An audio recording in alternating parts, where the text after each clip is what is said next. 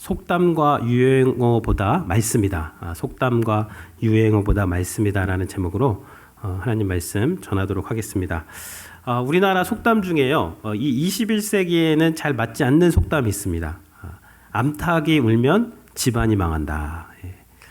북유럽 국가들의 여성의 그 사회 참여율은 80에서 90%가 넘습니다. 그래도 북유럽 국가들을 보면요, 집집마다 다 잘 살아요. 잘 살아요. 뭐로 가도 서울만 가면 된다. 이게 기독교 신앙에는 맞지 않는 속담입니다. 이 서울이 목표라고 하면 그 서울을 가는 과정, 이 여정도 중요한 것입니다. 이 신앙생활은요, 어떤 목표를 성취하는 것이라기보다는 오히려 그 주님과 여정을 걸어가는 거예요. 그러니까 뭐로 가도 서울만 가면 되는 게 아니라 서울을 정도를 통해서 가는 것이 중요한 것이죠. 오늘 이 에스겔서 12장에서 속담이 나옵니다. 두 가지 속담이 나오는데 그 시대에 대표적으로 잘못된 속담이에요. 22절이죠. 저희가 읽었는데요. 인자야 이스라엘 땅에서 이르기를 날이 더디고 모든 묵시가 사라지리라 하는 너희의 이 속담이 어찌 됨이냐. 날이 더디고 모든 묵시가 사라지리라. 세 번역으로 보면요, 세월이 이만큼 흐르는 동안 환상으로 본 것치고 그대로 이루어진 것이 있더냐.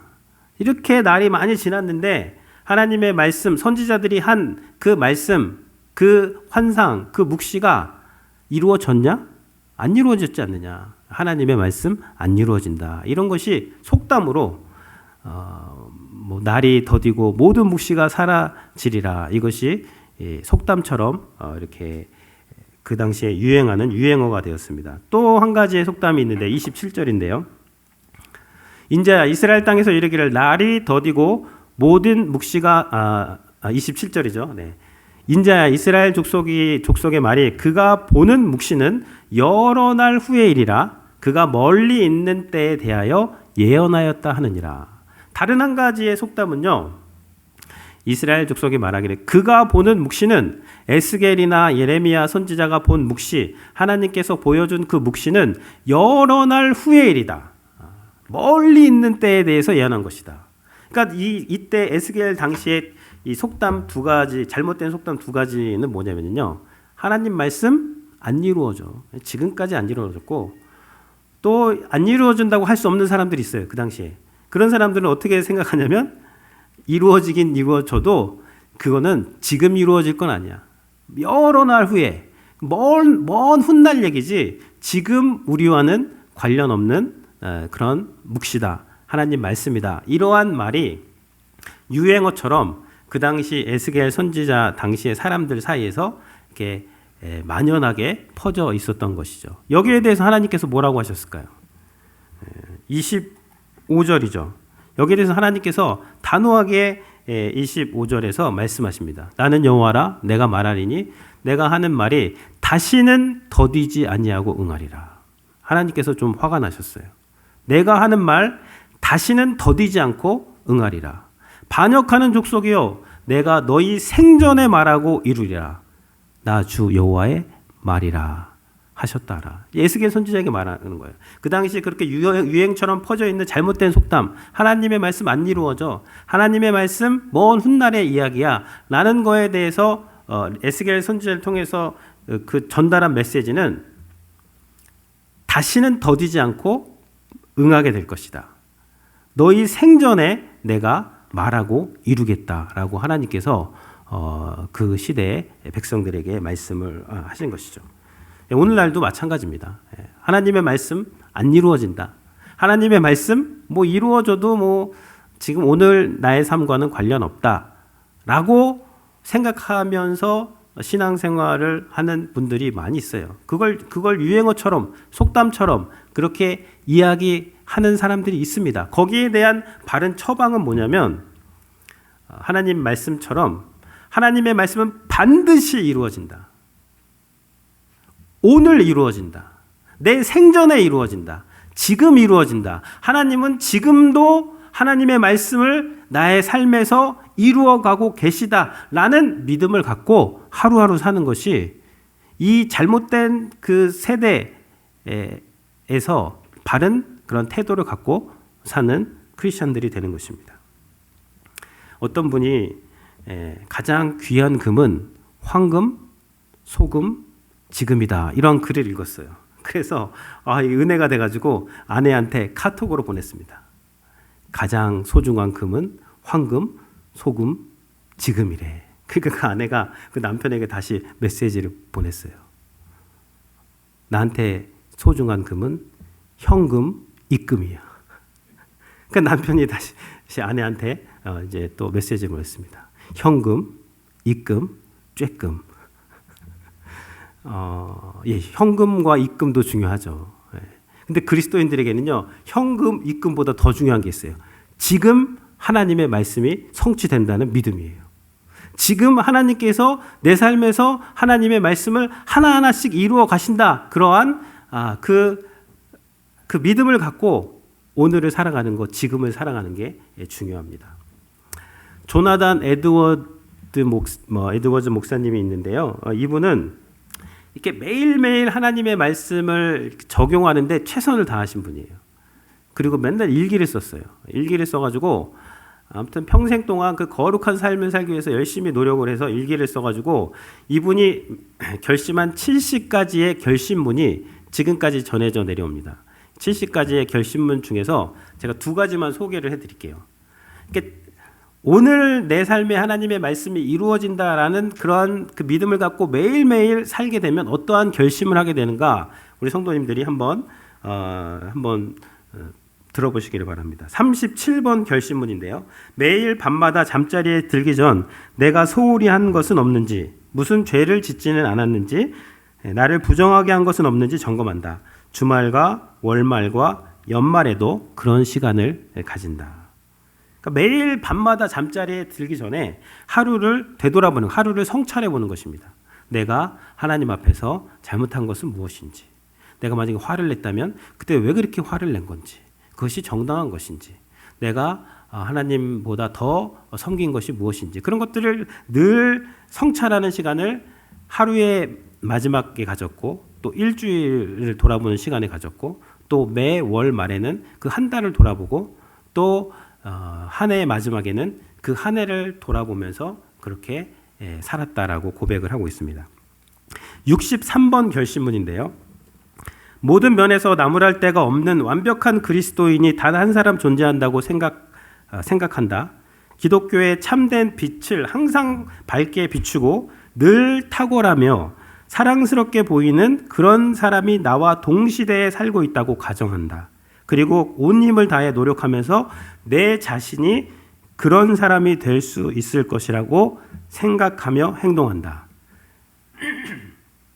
쉽게 말하면요, 완벽한 그리스도인이 있다고 상상을 하는 거예요. 하나님의 빛을 잘 비추고 사랑을 보여주고, 또 작은 예수님의 모습을 가진 그 사람이 동시대에 살고 있다라고 가정을 하고, 근데 내가 그 사람이 된다라고 늘 생각을 하면서 행동했다는 것이죠. 그러니까 무슨 동시대에 할 것도 없이 그냥 샌엔젤로에서 믿음이 가장 좋은 사람이 한 사람 있다고 생각을 하시는 거예요. 그리고 내가 그 사람이라면 나는 어떻게 할 것인가, 이 상황에서 늘 그런 것을 생각하면서 행동하고 말하고 그렇게 생활을 할 때 그가 거룩한 그런 하나님의 사람이 될 수 있었던 것이죠. 그러니까 오늘 하나님의 말씀을 내가 이루겠다, 이것이 이 에스겔 12장에서 우리에게 말씀해 주시는 그런 메시지가 되는 것입니다. 이 12장의 말씀의 배경을 좀 보려면요, 이스라엘 역사를 봐야 되는데, 이스라엘 역사가 우리 4장 5장에서 봤듯이 그 390일 동안을 왼쪽으로 이렇게 옆으로 누워 자고 40일 동안은 오른쪽으로 누워 잔 게 뭐라 그랬죠? 북이스라엘과 남유다의 그 반역한 연수라 그랬어요. 그럼 430년으로 볼 수 있어요. 이스라엘 왕조의 역사를. 이 430년의 역사 중에 이 12장 말씀이 에스겔을 통해서 이렇게 선포된 때는 망하기 6년 전입니다. 그러니까 424년경이에요. 그러니까 하나님께서 말씀하시잖아요. 반드시 이루겠다. 다시는 뭐 하나님의 말씀이 더디다는 그런 말 너희한테 못하게 하겠다. 하나님께서 8장에서 11장까지 말씀하셨죠. 성전 내가 떠나고 성전 무너지고 예루살렘 성 회파된다. 이스라엘 백성이 안 이루어져. 그런 일 424년 동안 안 이루어졌어. 하나님 우리 보호하셨어. 계속 그런 말만 하는데 내가 다시는 그런 소리 못하게 하겠다 하고 6년 후에 정말 바벨론 군대에 의해서 예루살렘 성이 함락되고 성전이 무너지는 일이 그들의 생전에 이루어졌습니다. 그때 그 마지막 때 왕이 시드기야라는 왕인데요. 이 시드기야 왕이 이 메시지를 분명 받았어요. 오늘 10절에 보면은요. 너는 그들에게 말하기를 주 여호와의 말씀에 이것은 예루살렘 왕과 그 가운데 있는 이스라엘 온 족속에 대한 묵시라고 했어요. 그러니까 이 12장의 말씀은 이스라엘 왕, 당시의 시드기야 왕과 온 족속에 대한 하나님의 묵시인데 이 시드기야 왕이 11년을 통치를 하는데 그리고 이제 완전히 망하고 이스라엘 왕조 국가는 멸망하게 됩니다. 시드기야 왕 5년 정도의 에스겔의 12장의 말씀을 받은 거죠. 그리고 9년 10월에 바벨론 군대가 이스라엘 성을 에워싸게 됩니다. 9년 10월에. 그리고 11년 다섯째 달에 함락이 되니까 약 1년 6개월을 바벨론 군대가 예루살렘 성을 포위한 거예요. 그러니까 하나님이 기회를 충분히 주셨죠. 424년 주시고 그리고 마지막에도 1년 6개월을 포위하면서 더 주셨어요. 지금이라도 항복해라. 지금이라도 항복하면 시드기야는 생명을 이제 구원할 수가 있었는데 시드기야와 그 측근들이 끝까지 에스겔이나 에레미야 선지자의 이 묵시에 대해서 알고 있었지만 항복하지 않습니다. 오히려 막 이집트에 도움을 요청을 하고 끝까지 버팁니다. 근데 1년 6개월을 버티니까 어떻게 돼요? 기근을 하나님이 보내시니까 먹을 게 없죠. 성은 완전히 포위가 됐으니까 성 안에서 아사자들이 속출하고 심지어 막 자기 자녀를 막 먹는 그런 있을 수 없는 일까지 막 벌어지자 이제 시드기야 왕이 몰래 밤에 그 성벽을 빠져나갑니다. 자기 사람들하고. 그런데 바벨론 특공대에 의해서 여리고 평지에서 생포가 돼요. 생포가 되어서 그때 바벨론 느부갓네살 왕은 헤르쿼터 본진이 있었던 이 리브라라는 땅, 지금의 시리아 땅인데요. 거기에 느부갓네살 왕이 있어서 이 바벨론 특공대가 시드기야와 그 사람들을 생포해가지고 느부갓네살 왕 앞에 데려갑니다. 그래서 왕이 심판을 하고 신문을 한 다음에 이 시드기야 왕의 두 아들은 그 자리에서 이제 사형을 당하고 시드기야는 두 눈이 뽑힙니다.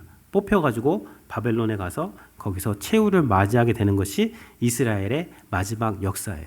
이 역사가 있기 6년 전에 하나님께서 이 말씀을 주시면서 뭐라고 했습니까? 13절에 보면 내가 또 그물을 그 위에 치고 내 올무에 걸리게 하여 그를 끌고 갈대아 땅 바벨론에 이르리니 그가 거기서 죽으려니와 그 땅을 보지 못하리라. 이 예언의 말씀은 이스라엘 왕에 대해서 한 말이라고 하시면서 내가 내 그물을 그 위에 치고 올무에 걸리게 하겠다. 시드기야 왕이 막 도망가려고 할 때 하나님께서 그물을 치고 올무에 걸리게 해서 그를 끌고 갈대아 땅 바벨론에 이르게 하는데 그가 거기서 죽으려니와 그 땅을 보지는 못한다. 시드기야의 눈이 뽑힐 것까지 하나님께서 다 에스겔을 통해서 말씀을 해 주셨어요. 6년 전에. 근데 시드기야 왕은 안 들었다는 것이죠. 백성들도 안 들었다는 것이죠.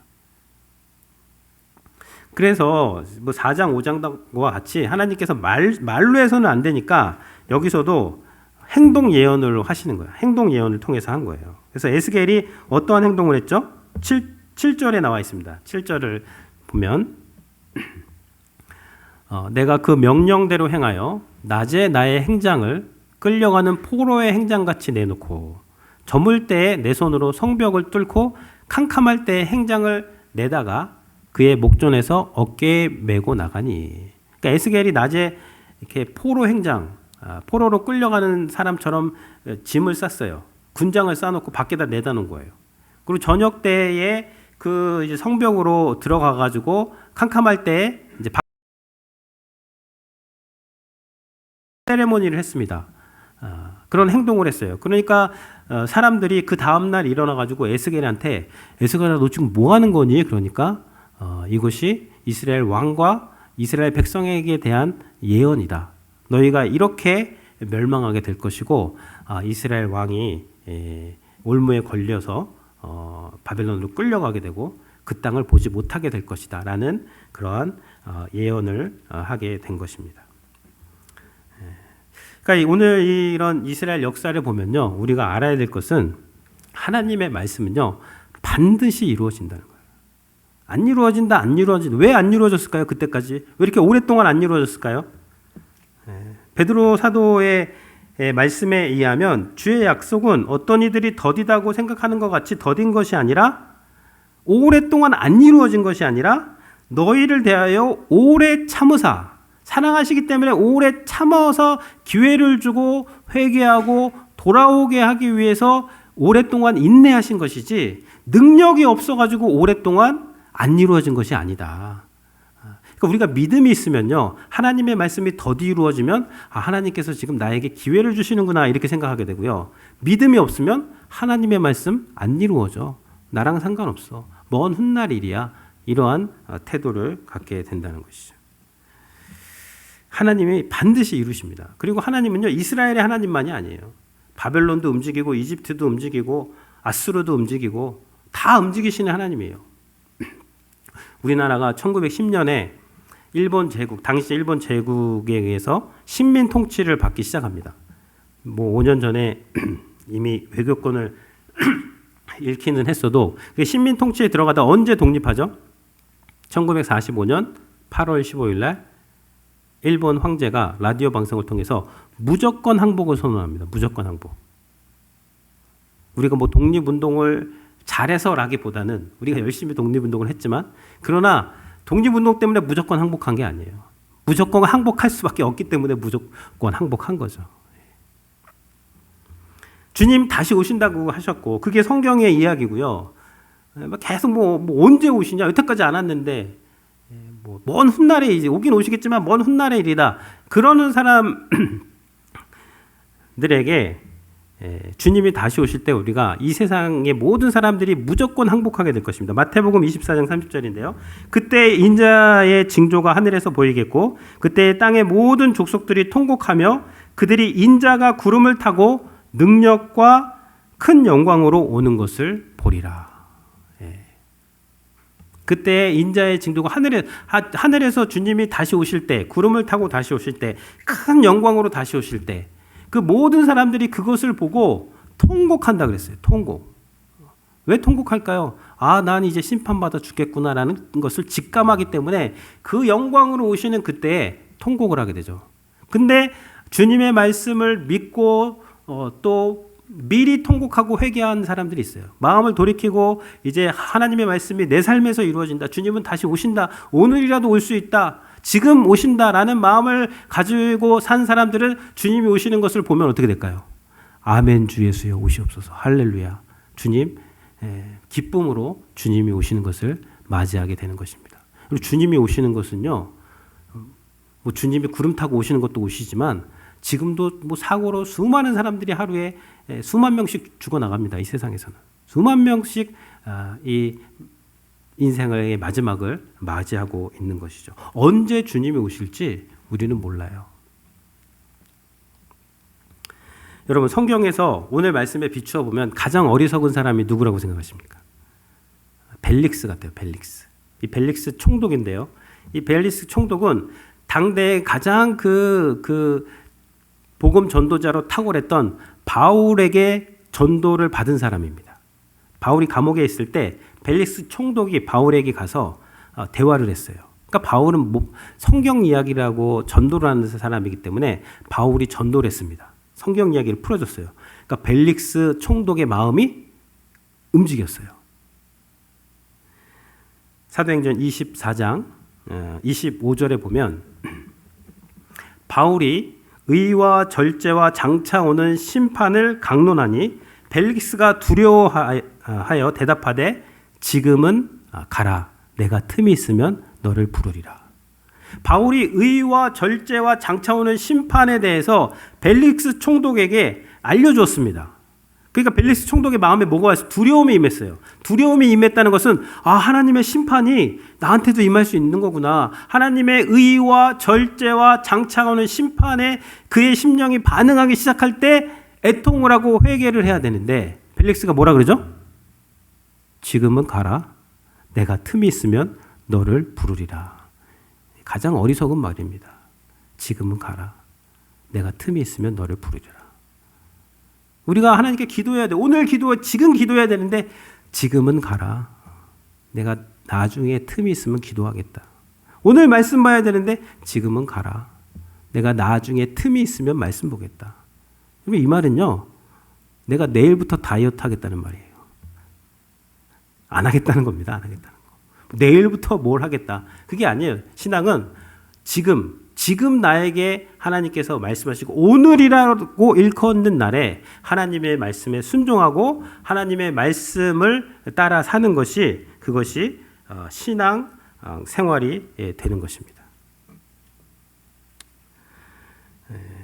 우리 이승환 성도님 또 이정 권사님 우리 달라스에서 어머니 모시고 오셨어요.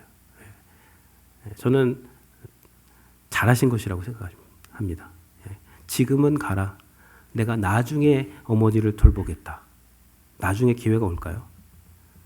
연로하신 어머님을 모시는 것은 쉬운 일이 아니에요. 힘든 일입니다.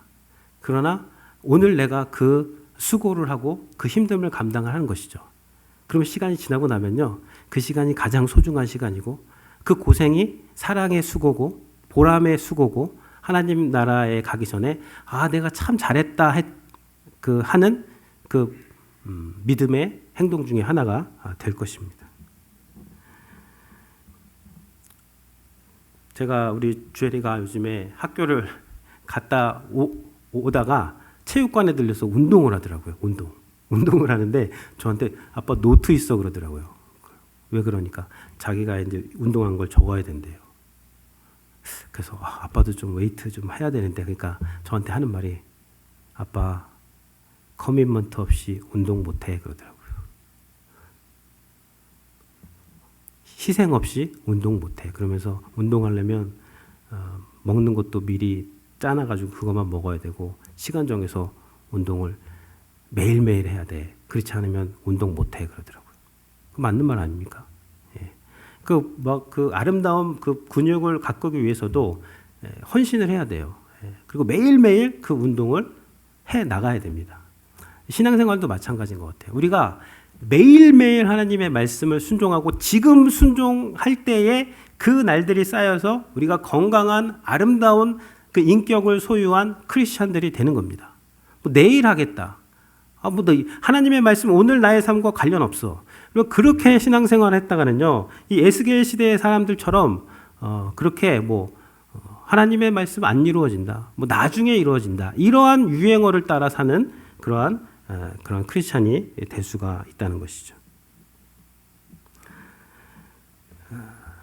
신앙생활은요, 하나님 말씀에 순종하는 것인데, 신앙생활은 죽어서 천국에만 가는 것이 신앙생활이 아니라, 신앙생활의 핵심은요, 오히려 오늘 나의 삶에 천국이 임하게 하는 데 있습니다.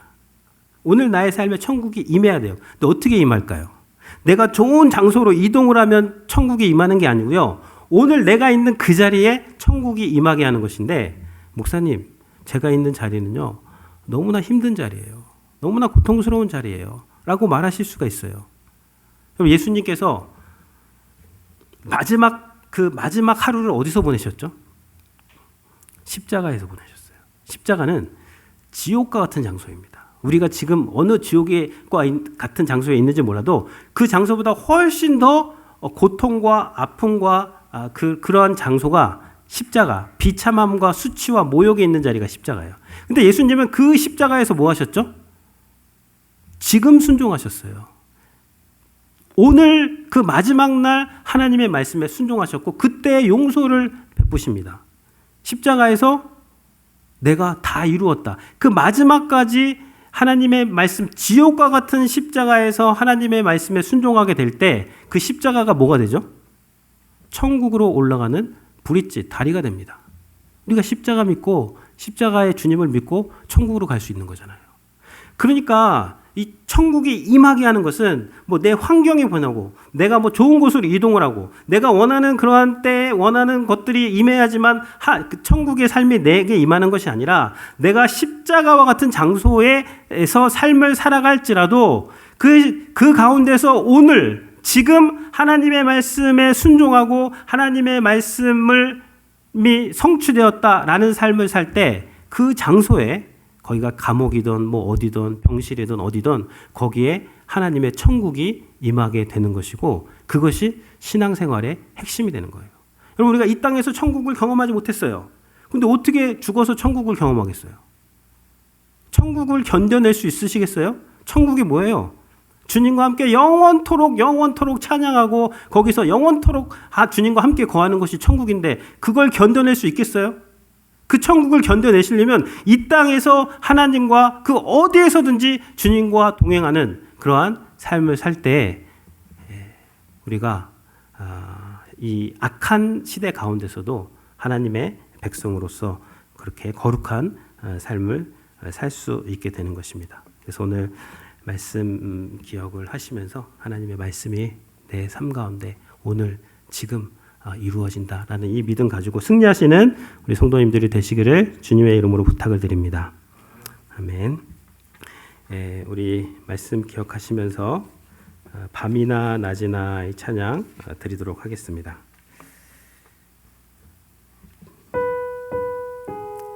찬양 드리실 텐데요.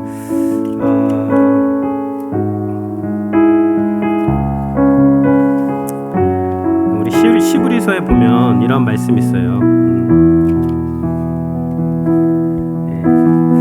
그러므로 성령이 이르신 바와 같이 오늘 너희가 그의 음성을 듣거든 광야에서 시험하던 날에 거역한 것 같이 너희 마음을 완고하게 하지 말라. 오늘 너희가 그의 음성을 듣거든 마음을 완고하게 하지 말라 그랬어요. 이스라엘 백성들이 왜 40년 동안 광야에서 방황했는지 아세요? 주님께서 올라가서 싸워라. 그러면 내가 너와 함께하리라 하는 그날에 순종하지 않았어요. 그날에는 원망하고 불평하고 그러니까 하나님께서 나타나셔서 40년간 광야를 방황하다가 죽게 될 것이다. 그러니 그 말 들으니까 다음 날에 이제 백성들이 우리가 올라가겠습니다. 주님께서 올라가지 말라 그러는데 하나님께서 그 다음 날에 올라갔어요. 그러다 대패합니다. 어떤 사람은 이걸요 하루 차이의 순종으로 40년 동안 광야에서 헤맸다라고 하는데 정확하게 말하면요 하루 차이의 순종이 아니라 오늘 순종하지 못하면 내일도 순종하지 못했다는 거예요. 오늘의 불순종은 내일의 불순종으로 이어지기 때문에 40년 동안 그렇게 방황한 거죠. 올라가지 말라는 데도 올라가라 할 때는 안 올라가고 올라가지 말라 할 때는 올라가고 그러면 방황하는 인생이 되는 것입니다. 그때에 바로 올라갔으면 40년 방황할 필요 없이 바로 가나안 땅으로 들어갈 수 있었던 거예요. 그러니까 오늘 순종해야 하는 것이 신앙생활에 중요하다는 것이죠. 오늘 말씀 기억하시면서 나의 소망 되신 주 같이